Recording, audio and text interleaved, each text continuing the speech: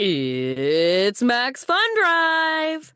We will talk a little more about that later, but for right now, just know it's the time of year where we celebrate Max Fun members and remind you the show exists because folks like you support it at $5 a month or more. You can find out more and join at MaximumFun.org. Thank you and enjoy the show.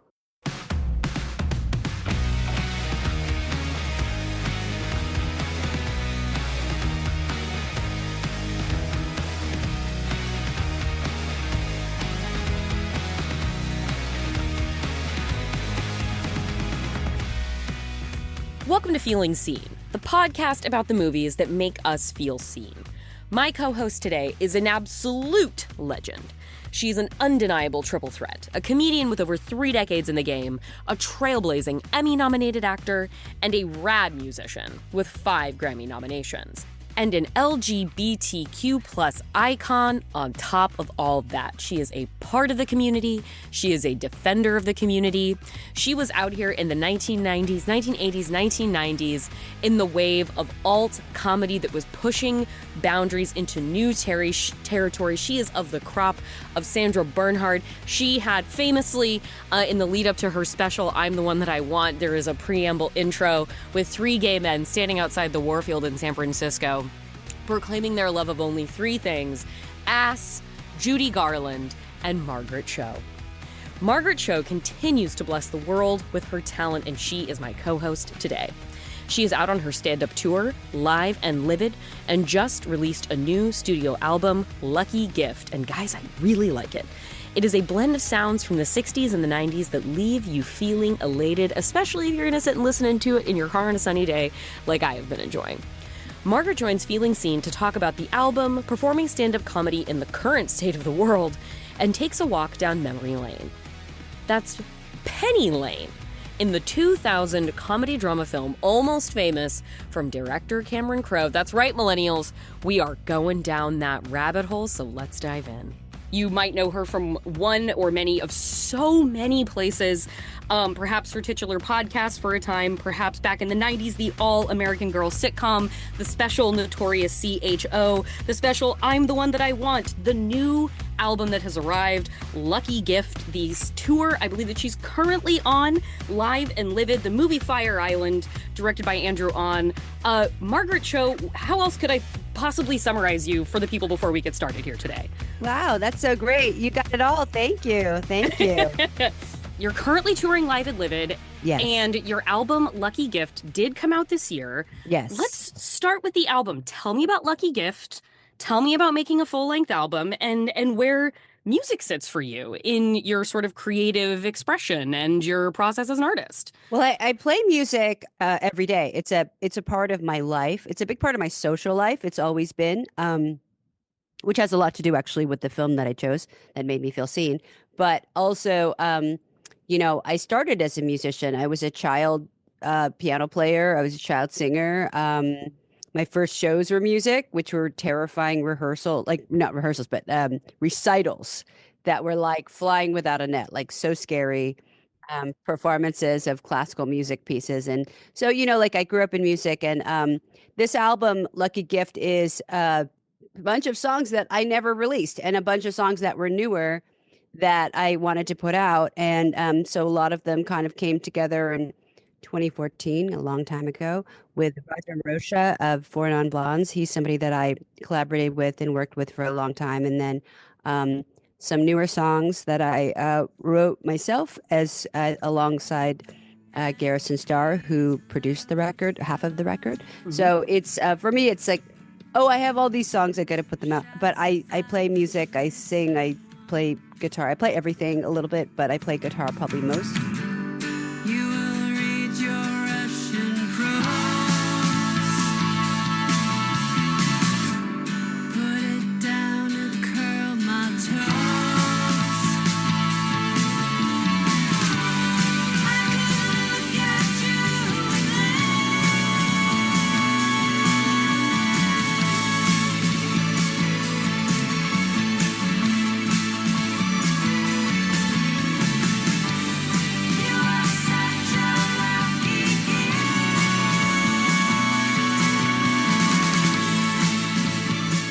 I do it to keep my brain alive, to stave off dementia and any sort of like, you want mental acuity in your old age. I do want that. So I'm trying to I'm sure it's going to keep it sharp. I don't do crossword puzzles or anything like that. So to challenge my brain, I do use music. Have you toured music before, or will you tour this music? Well, I do a little bit. Like I'm doing a show in LA at the Grammy Museum, which is very exciting. That'll be April 1st. And I'm just trying to see like what I've toured a little bit with like comedy and music at the same time. So when I was doing sort of like comedy music, this is my third album. So my first record that was very heavily sort of focused on comedy music. And so I toured with a little bit with that, but also now I'm trying to see what that looks like. I don't really know. Just so like used to being like a stand-up comic, where do you tour? I know that there's actually a rising number of comedian musicians, people like Matt Berry, who's a genius, and of course Steve Martin and Mae Martin, no relation, but Mae Martin, their record is amazing.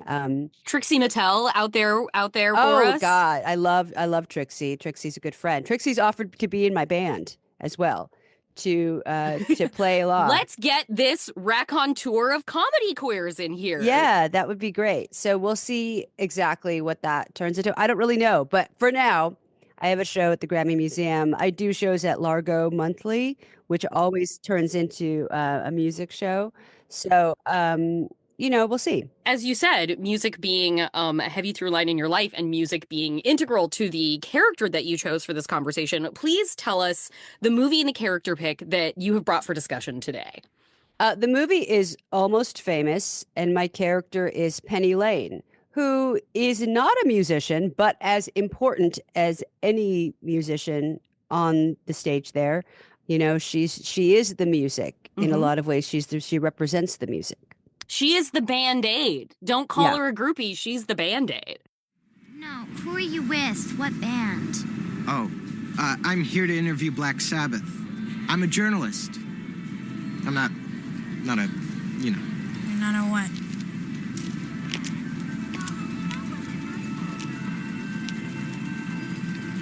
You're not a what? not a groupie. Groupie? We are not groupies. This is Penny Lane, man. Show some respect. Groupies sleep with rock stars because they want to be near someone famous.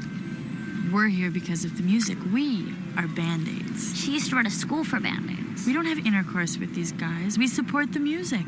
We inspire the music. We're here because of the music. Mark Bolan broke her heart, man. It's famous. It's a long story.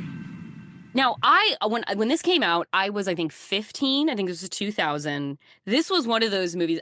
This movie arrived in my life at the exact right time and became a substantial portion of my personality. And I was not a Penny Lane. I was 100% a Patrick Fugit. Yeah. The calls late at night to Philip Seymour Hoffman, like, I'm always home, I'm uncool. Stars in my eyes, a kid with a dream kind of thing. When did you first see this when it came out? And was Penny Lane a resonant character for you at the time? Yes, I saw it when it came out. I saw it at the Vista Theater, which now Quentin Tarantino owns, and which I used to go to see movies there with him in the 90s. So it's great that he owns it now. But this is like, a theater film. Like, you got to see it in the theater. Yeah. So I saw it in the theater actually a number of times when it came out. I was so excited by it. I think it was sort of almost like the tail end of when the 90s does the 60s, which is like that's what my album is, when the 90s does the 60s. That comes through. I want you to know that comes through as a listener. And I was like, wow, this is both such a compliment to Almost Famous and could also be a soundtrack song. Oh, thank you. Soundtrack songs in Reality Bites. Like, both things were happening at the same time. I love Reality Bites as well. It's another place I felt very seen. But I think that I love that sweet spot of when the 90s is 60s in film. So you have like films like Reality Bites or Drugstore Cowboy is another one. My Own Private Idaho, even though it's not quite exactly like the time period, it's still very much the vibe. So it's Pacific Northwest kind of, but it's also on tour. It's like the reality of musicians being on tour. And I love the grandeur of Almost Famous because you have these huge concert sequences with a massive crowd that's not CGI. Yeah, they are all there. Those are paid extras. Yeah, and they're enjoying this huge show. I love these music festivals they go to. I love all the Band-Aids. But for me, Penny Lane, everything from the Afghan coat, boots with embroidery, like I have all of those things in my wardrobe now. Like I just love it. I think you have muses in music that are just as important as any aspect of the band. It's not just about being sort of the sexual component. It's not being sort of a groupie. It's not that. It's like these are people who are the music. They're just as important to the sound as any instrument, and it's perfect. Now, what would you call your musical muses? Do you have a sort of fountain of inspiration in that way for yourself? Who's your Penny Lane? I think my Penny Lane is probably people like Joan Jett. I think it's Cyndi Lauper. I think it's Debbie Harry. I've been lucky enough to tour with all of those women and to know them well as performers and as people. And, I'm just in awe of them as they really are just rock and roll, in so many different ways. So those are my muses. Well, and something that I was thinking while I was, reading interviews with you and wanting to try to, get a sense of things that you've talked about. And I believe you didn't finish high school. You went off and started, pursuing comedy at a young age. I think you were a teenager. Yes. And so I was watching this, like thinking of like Penny Lane and going off and like chasing the dream, joining the circus in an effect, which is not, in your own way, you kind of did a version of that yourself as a very young person. Yeah, absolutely. Like there was no reason to sort of stay in this kind of mundane, for me, it was mundane childhood. Like I just wanted to be an adult really fast and I wanted to go and find whatever that is. So it is very similar to the same kind of thing. And also the role of dreams where you can have the records and, Zooey Deschanel has a big say in this, like where she gives him Patrick Fugit's character the records, and you can just light a candle and you're there and one day you will be cool. Like that's a very exciting prospect. Hey man, take good care in San Francisco. Man.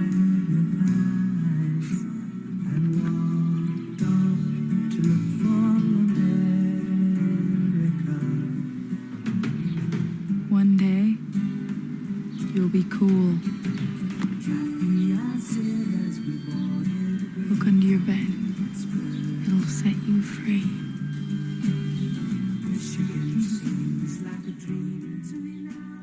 There's that moment where Patrick Fugit and Kate Hudson are going back and forth with each other, and he's like, "How old are you?" He's like, "I'm 18. I'm 17. I'm 60." And she's like, "Me too, me too." And every age he says it's younger, she says, "Me too." It turns out that he's 15, and the last one she agrees on is 16. She's like, "Doesn't the truth just feel different?" How old are you? 18? Me too. How old are we really? 17. Me too. Actually, I'm 16. Me too. Isn't it funny? The truth just sounds different. I'm 15. What's your real name? I'll never tell. This is a teenager in this incredibly, it's crazy. It's like an incredibly grown-up world. These are adults. These are touring musicians, but sort of it is also part of it clearly also for the band Stillwater at the center of this is the part of it is this suspended animation. Part of it is this intentional arrested development. You don't want to grow up. You want to be in the circus. You want to be in tour. And what was it like for you first getting into like pursuing this, professional entertainment career at a really young age? Well, I was lying about my age to get in to have access to adults as well. I wanted to be an adult really quickly. So I was definitely doing that. And, it was really, I wouldn't advise it for anybody. Like, I don't think it was the best way to kind of grow up and be an adult, but I was protected. Oddly, like the people that were around me, all of these adults in comedy were incredibly respectful and also aware that I was super young and stepped in to defend me if needed, from any kind of like creepiness or whatever. Like I was really lucky. But in the film, it's totally like people who are wanting to grow up really fast, aligning with people who never want to grow up. Yeah. And I realized I watched, in part of my preparation, I watched the Netflix documentary Outstanding, that is like a wonderful tribute and sort of packaging of looking at like the legacy of queer comedy and the evolution of it. And you are a very big part of it. And I realized watching it that the first comedy specials like I ever saw, like we were an HBO household, so we got to see the HBO specials, and I realized that the first comics, that people that made me realize comedy was a thing, was you, Elvira Kurt, and like Paula Poundstone. Those were the first comedy specials I ever saw. And so though I wasn't aware of it at the time, comedy was only gay to me. Yeah. when I was a little kid discovering it as a medium. For sure. I love Elvira, and I worship Paula. Like Paula, I would go see as a really young teenager. I opened for her for a few times, but I always like just admire her so much. She's just so weird. It's so bizarre. It's like very genderless also. Like it's the original they, them. Yeah. Even though I don't think she identifies as like non-binary, but I mean, she really There's a blueprint there. There's a blueprint there. It's so perfect. And as well as like just the improvisational nature of what she does. Like when you go see her live, it's so different every time, and it's so incredibly energizing. But yeah, she's a genius. There's something about, like, I'm trying to balance in my mind because I don't want to become like a calcifying, like, aging millennial where, like, like when I was discovering comedy and I see like you, Elvira Kurt, Paula Poundstone, and this is like, oh my God, this is something that exists. Like, and then you had to kind of look for it. Like, I had to sit on watch HBO until these things came on. It's the sort of sense of like digging through the record crates. Yeah. And you were a trailblazer as an Asian American woman in entertainment, as a queer woman in entertainment, and then like, God forbid the intersection of the two existing as part of your very public persona and life and private life. And now there's so much available to everybody sort of at every time. It's like, I'm grateful for the ubiquity of what is available that certainly was not available to me as a young person. But I'm also, I feel mournful for the sense of maybe discovery that was required from the effort. And I don't know how to, with starting out in the, 80s and 90s as you did, you didn't have roadmaps for you. Like, to have no roadmap, it also means that there's nothing to tell you that something is wrong for the path that you take if you're the only one taking it. And I wanted to hear from you about like the kind of dichotomy between those two things, like having all this offered to you and all the sense of possibility versus not having any guardrails, which don't guide you where to go, but at the same time leaves you completely free to experiment with what you are and what you bring to something. Yeah, I mean, I guess what it is, then your taste guides you. Like I was just always guided by the things that I liked. Like I loved Kids in the Hall. Like that was like so major for me. It was huge, yes. Such a big deal. Like, and then before that, maybe SCTV. Of course, SNL as well. But I think I connected more with SCTV because they're just so weird. Mm-hmm. And then they were so female. Mm-hmm. Like it was all about Catherine O'Hara and Andrea Martin. And then, Martin Short sort of skews female for me too. Like it's sort of, I think of him as a female comic. I know that's not right, but I do like that he was just so womanly. And then also Kids in the Hall, they're very womanly. I don't know why.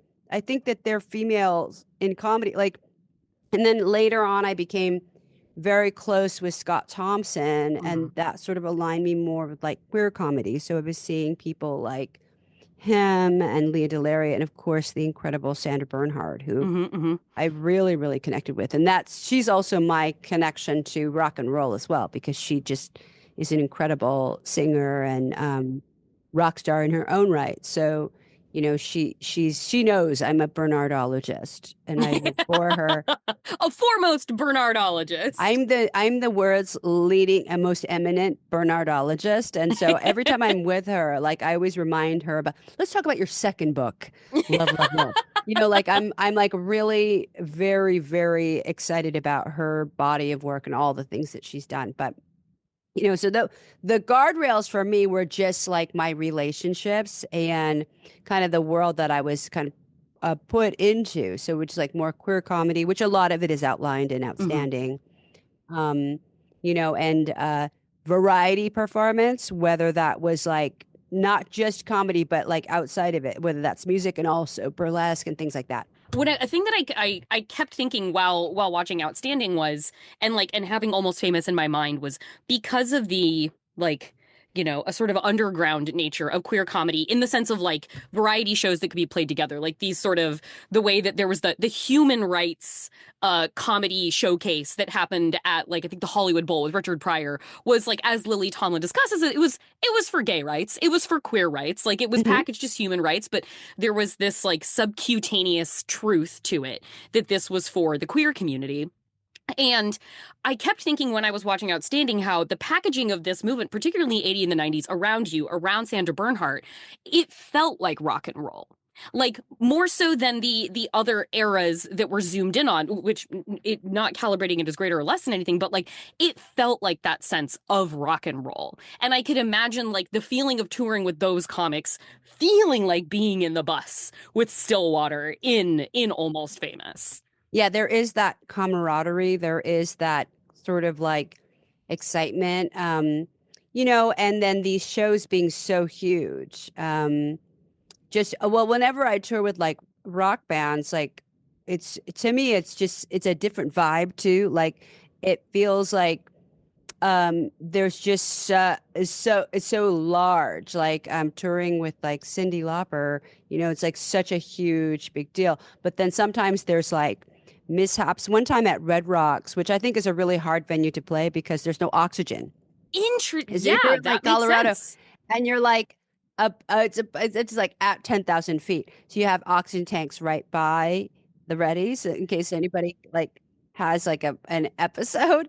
But I was hosting the show, and it was near the end before Cyndi was going to go on, and she had a wardrobe malfunction, and she couldn't go on stage, and so I had to fill the time, and it ended up being like almost an hour, and it was that's a hard long 'cause I was like I couldn't breathe, and I was like having to sort of placate this audience of this huge crowd of people waiting for her, and I'm like trying to like keep it going, and it was one of the most exciting moments of my career, but also like trying and scary because I couldn't breathe.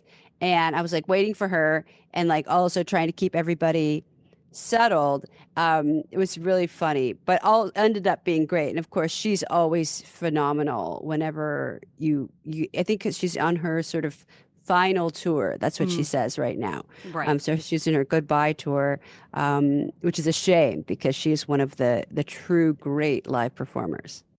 I mean, that like I feel myself coming at that threshold now. Like I'm getting close to that period where like people I grew up with who were fully grown ups when I came to know them, like coming to their farewell tours and Elton John on his like I'm doing my last tour, like Cyndi Lauper doing her last tour. I don't know why. Yesterday it just popped into my head that I needed to treasure every second of Meryl Streep that I see her on screen.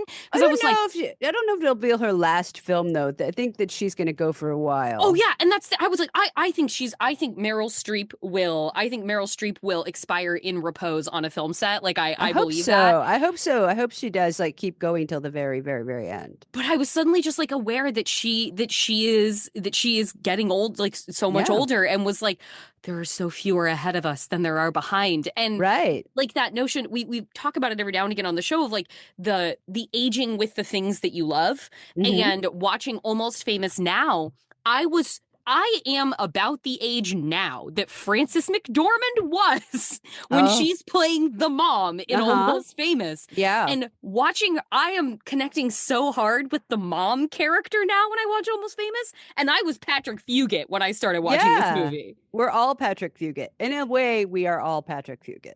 I hope so. I think I would like to be Penny Lane, but I know that I'm Patrick Fugit.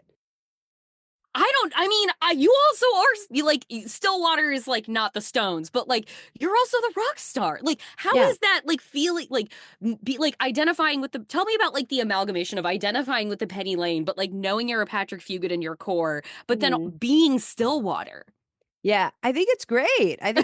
Like, I love good work if you can get it. I love all the things. I think I'm also Ben Fong Torres. And I wonder if is it supposed to be Hunter S. Thompson and they're the guys from Rolling Stone, right? Yeah. The bosses. I think I'm them too. Like, I'm also Mark Maron, who's like the booker or like at the festival. I'm also Noah Taylor, the long-suffering tour manager. I'm definitely I'm definitely everybody in the film. Like, but mostly Joey Deschanel, because I'm also an older sister to a brother that I'm always like, I want him to be cool. But Frances McDormand. There's so many good people in the film. There's so many good. I mean, the Band-Aids alone. Kate Hudson, Anna Paquin, Fairuza Balk, like the Band-Aids alone are incredible. They're so cool.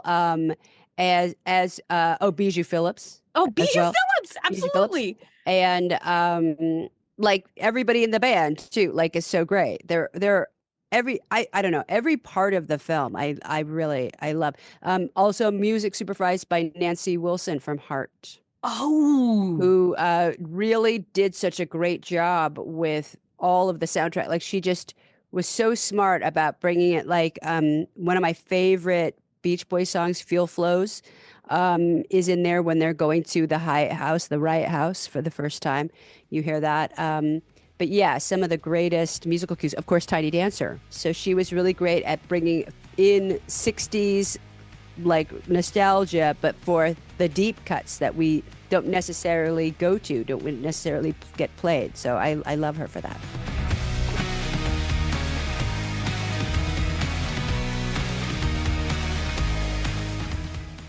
It's time for a break, but we'll be right back with lucky gift herself, Margaret Cho. Fighting fascism through comedy, fitting in, and all-American girl.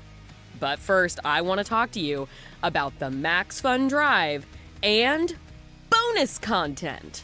This is the one time of the year that we all come together to invite you to support the show as a member, or by boosting or upgrading your membership. Max Fun membership pays for the shows. You hear me? You're paying me. Thank you so much. And you get to choose who gets your contribution. We are directly supported by members. No you, no us. No us, you're sad. So that means you can join and directly contribute to the thing that you love and you want to get more of. It is so important that you guys join us, because that's what this is. This is collaborative. Maximum Fun is a cooperatively worker-owned organization, and you guys, the listeners, are the ones who keep us together, because there are no super corporate barons to fund us in lieu of you guys going away. So don't go away. Stick around, upgrade, boost even, and become an even bigger stakeholder member. You keep us independent. You keep us not under the umbrella of figures such as Jeff Bezos, who would have us exclusively lobbying for libertarian principles of the invisible hand of the free market. Look how important you are. That is huge. So won't you please join us as a member? Remember, you can join now. You can join. You can upgrade if you're already a part of our little team over here, or you can boost your membership. All memberships begin at $5 a month, and they can go up higher, and you get access to the entire library of bonus content for all Maximum Fun shows. We, this year, have our bonus content called Canonically Queer, where I am talking with folks about the queer character queer awakening cinema that alighted upon something in them, and we get deemed it. Isn't that what you do all of the time, Jordan? Yes, that is. But this time we're stating that as part of the thesis. It's not a bit of happenstance. And the bonus content, canonically queer, which you will have access to as a member of Maximum Fun. You get to hear all of that. Here it is, MaximumFun.org/join. You want to hear it again? MaximumFun.org/join.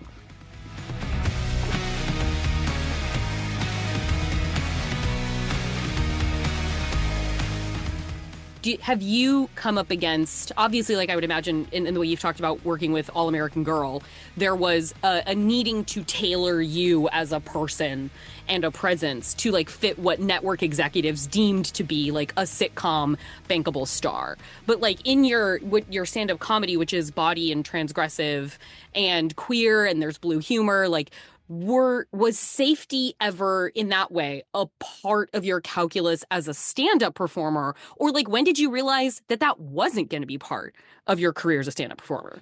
Well, I just couldn't think of anything that was safe or like it was so hard to fit as a sitcom star because I just wasn't that kind of humor. I'm like a old school, filthy Red Fox style kind of burlesque variety performer in the old school, like not Punky Brewster or a small wonder, not Blossom, who, you know, there is a really a great importance for characters like that. Like we need the Blossoms, we need all of those characters in television. We need like Family Matters. We need that kind of humor. But I'm not really capable of that. Maybe I am now, like I could be like the mom. I would love to be like a spicy mom on a sitcom like that.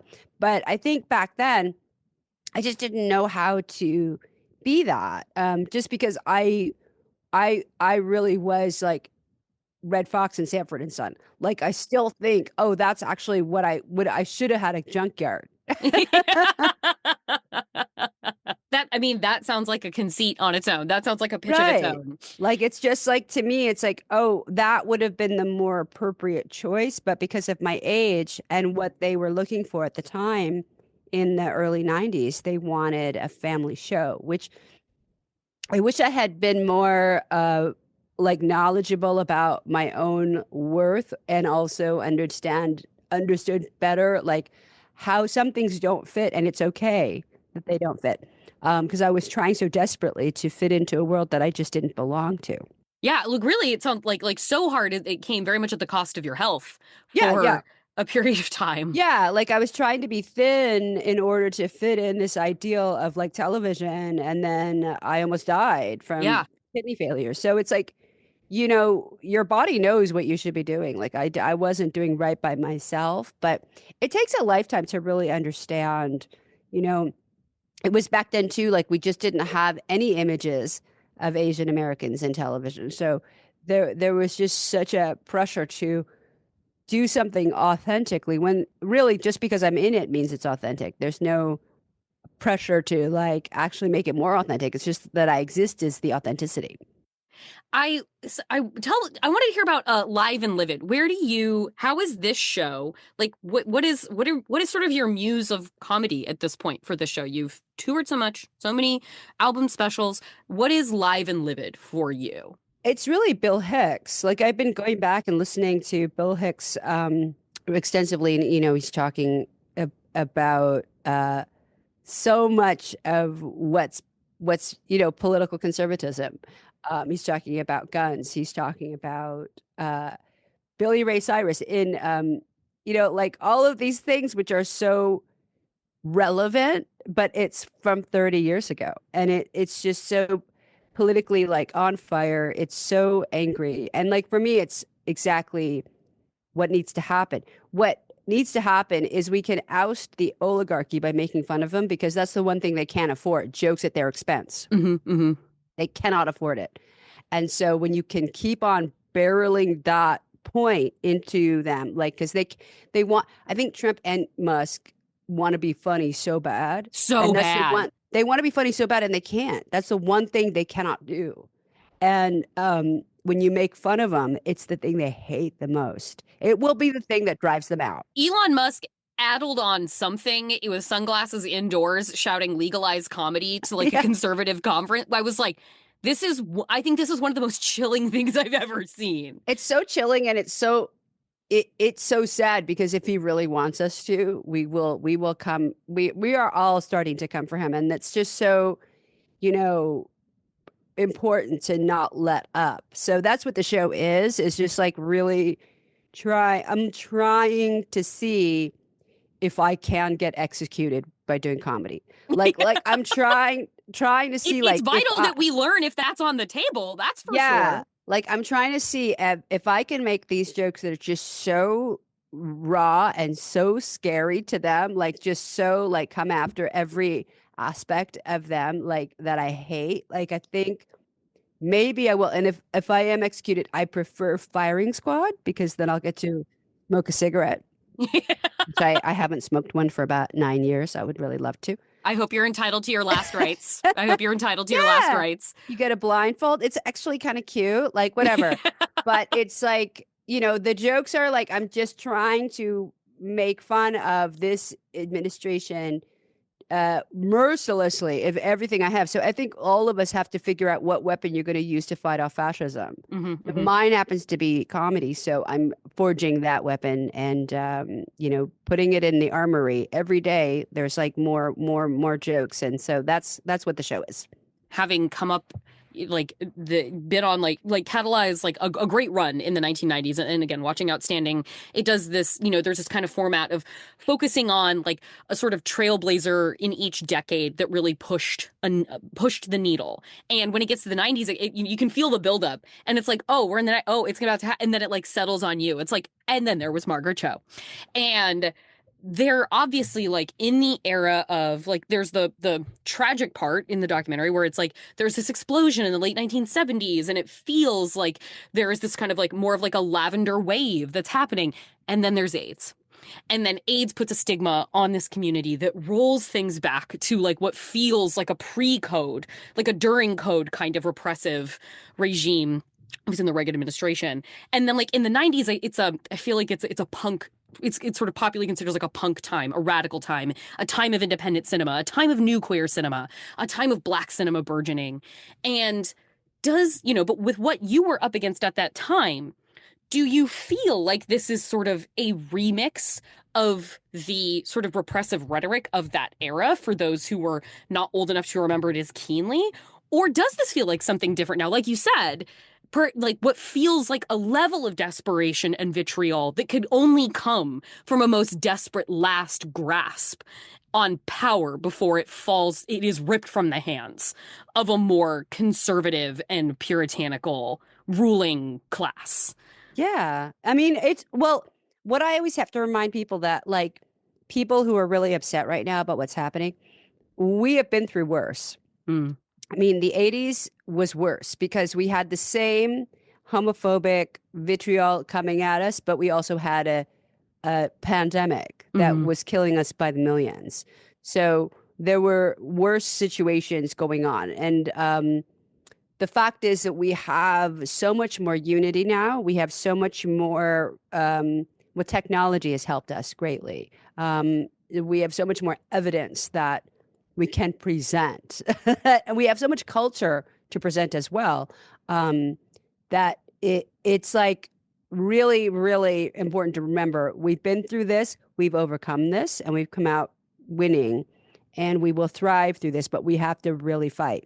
Thinking of like almost and you saying like you saw it at the Vista, and like you would see Quentin Tarantino, movies with Quentin Tarantino at the Vista in the 1990s. A thing that I've really been attaching to, and that it kind of feels like we're just divorced from more now. And I don't know, maybe that's a part of like that's what part of our general sense of discontent. But like you said, those concert scenes in Almost Famous, where like there's a tangible, it's something that's come up on the pod a lot lately, of like the tangibility of movies in the 1990s and like a sense of scale of like being in real places with real people. And it just like, I don't know, I feel like Penny Lane is one of those characters where, like, I feel like a similar thing sort of happens with Margot Robbie, Sharon Tate in Once Upon a Time in Hollywood, where Penny Lane's in a lot of the movie, but her Sharon is in so few scenes, but she does feel like she casts an aura over the rest of the movie. And when I was watching Almost Famous this time, I was really like engaged with how like kind of even with scenes that Penny wasn't in, it felt like Penny was sort of the measure of every choice that a character was making throughout the movie. And that just like you said, it's like, can't recommend to somebody that you set off into a world of adults, particularly in the entertainment industry in your teenage years. But like, there is such a sense of like invincibility and possibility when you're that young to end up in the situation like you did or like Penny did. It's like, well, there's no other time in your life when you're going to be so unassailed by like the limits of life than right now. So in its own way is a very advantageous time to seize upon that wandering spirit. Yeah, it's like when you're not cynical yet and you're not jaded yet about like, you know, like you're not like sort of burdened by the failures of the past. Like you just want to go on. And like, well, Penny really represents this like person who also, she knows all the rules, even though she just started playing the game. Like when she comes in, like right when they go to the riot house and she's giving like that weird speech about like the exits are like, it's a flight attendant thing. Yeah. Ladies and gentlemen, at this time, please extinguish all smoking materials, for the captain has turned on the no smoking sign. Your seats and tray tables should be locked and in their full upright position. La carte montre également comment faire usage au masque au oxygène. Where's Penny Lane?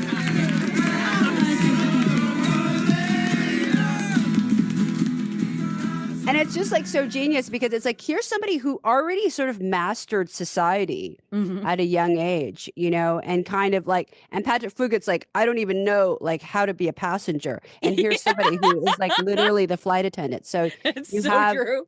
this thing of like flight, you know, and you have this is also the trajectory of Zooey Deschanel's character as the sister who's like gone on to live the dream of being this 60s flight attendant. And so it's very, it's a cool motif. Penny ultimately, she says that, you know, you kind of don't know what to take seriously about her because there's so many flights of fancy.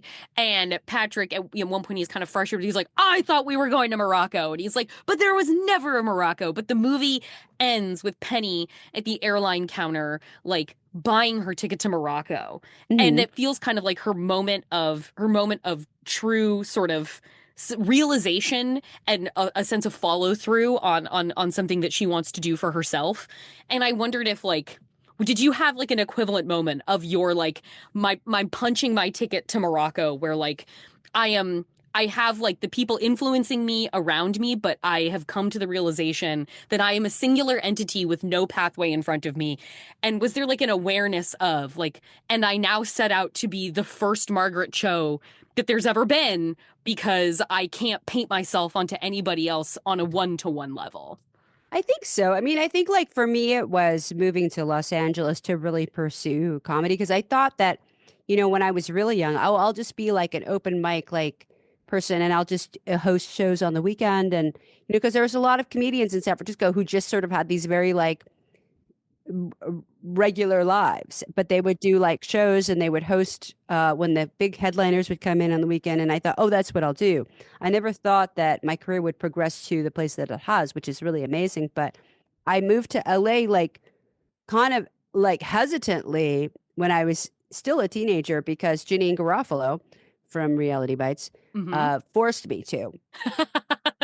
She like literally took me by the hand and she's like, oh, you're moving to LA. Like, I don't know what you thought you were going to do. I cannot imagine the fucking moment when Janeane Garofalo points the compass. Like, you're moving to LA, let's go. And then she just took me to her house where she was living, that she shared a yard with Jason Patrick. And that was the weekend that he had been left by Julia Roberts, where she took up with Lyle Lovett. Oh my God. So the paparazzi were all outside of her house trying to get over into the backyard to watch him boxing on his heavy bag, Oh my God. in heartbreak.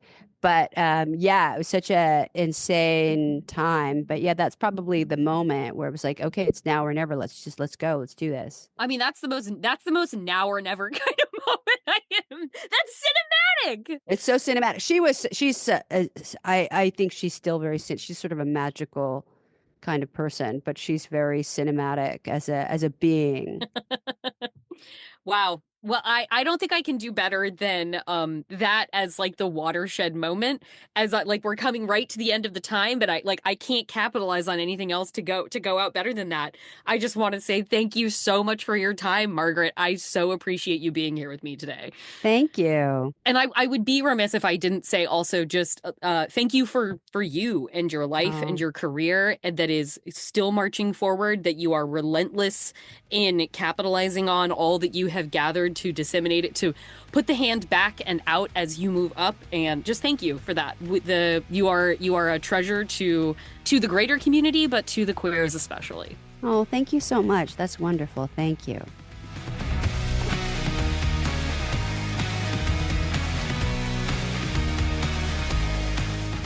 Thank you so much to the icon, the legend, Margaret Cho. What an absolute dream it was to interview Margaret. Really was getting emotional there at points, guys. Kind of took my own self by surprise. You can stream Margaret's album, Lucky Gift, right now, or see her on her stand-up comedy tour, Live and Livid, and we will link to that in the show notes for you. And if you are an LA local, you can see Margaret Tuesday, April 1st at the Grammy Museum for a special performance and conversation discussing the release of Lucky Gift, her creative process and career. Link to that in the show notes as well. Now, that one quick thing before I go. If you have never been a Max Fun member, try it out at just $5 a month. Dip your toe in, see how you like it, and enjoy that bonus content. If you are already a member and you'd like to support a little more, we would certainly appreciate you upgrading your membership or even boosting it by a few dollars per month or so. Please do it now before you forget. It's like, I'm going to do that later. No, do it now. MaximumFun.org/join. Do it now. We love you for it. If you're already doing it, we love you. If you're not doing it yet, we love you. And does not that entreat you to come in and support our shows? Because, hey, look, there are several cool thank you gifts you can check out when you head to MaximumFun.org, and you can only get them for the 2 weeks of Maximum Fun Drive. That's the thing about the doing it now. You get more if you do it now. And we want you to have more. We want you to get what you pay for and even more. One of those cool things is a collectible pin representing our show. It is a little film reel in some cute little colors, and it says canonically queer. And you can see it on our social media accounts when you go to MaximumFun.org to join or upgrade your membership. And now you might be wondering why the support matters. If this is the first time you're hearing this, if it's the 50th time you're hearing this, you have gleaned why it matters, but why not take a moment to have it really ingrained in your psyche why it matters? I am sure that you have had something you love, a show, a podcast, canceled in the past year because the corporate overlords didn't think it made enough money to keep going. We don't have corporate overlords. You're the bosses, and you decide whether or not we get to keep going. We can only do it with your help. Even though we're all recessionistas out here, deeply myself included, it is really important to support the art and entertainment that you enjoy. Because if you don't, who else will?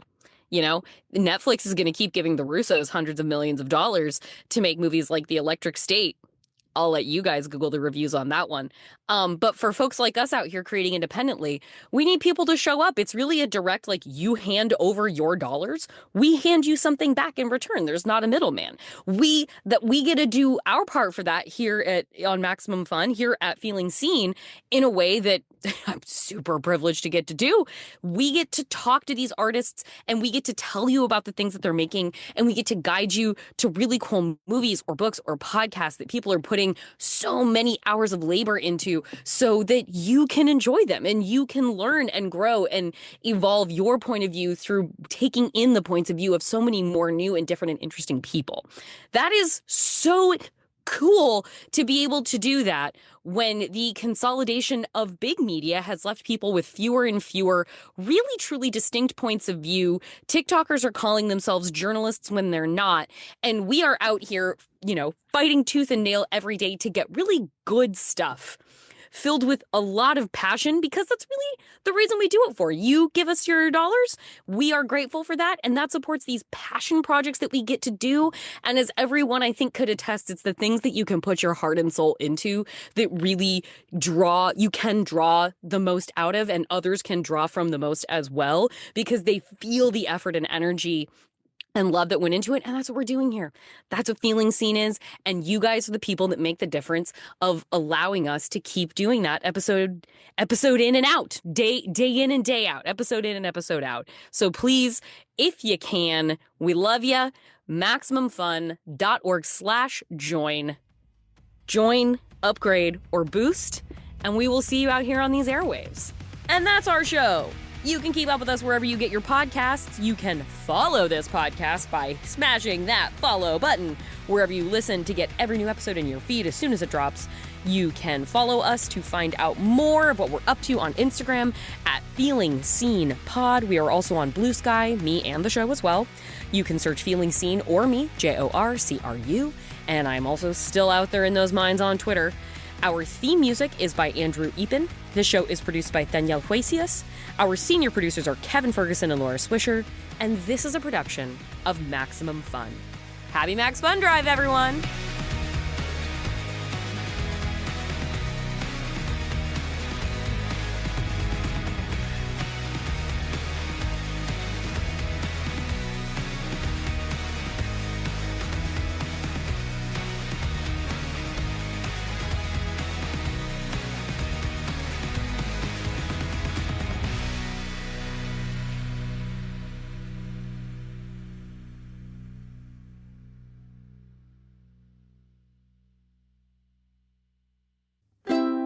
Maximum Fun, a worker-owned network of artist-owned shows. supported Directly by you.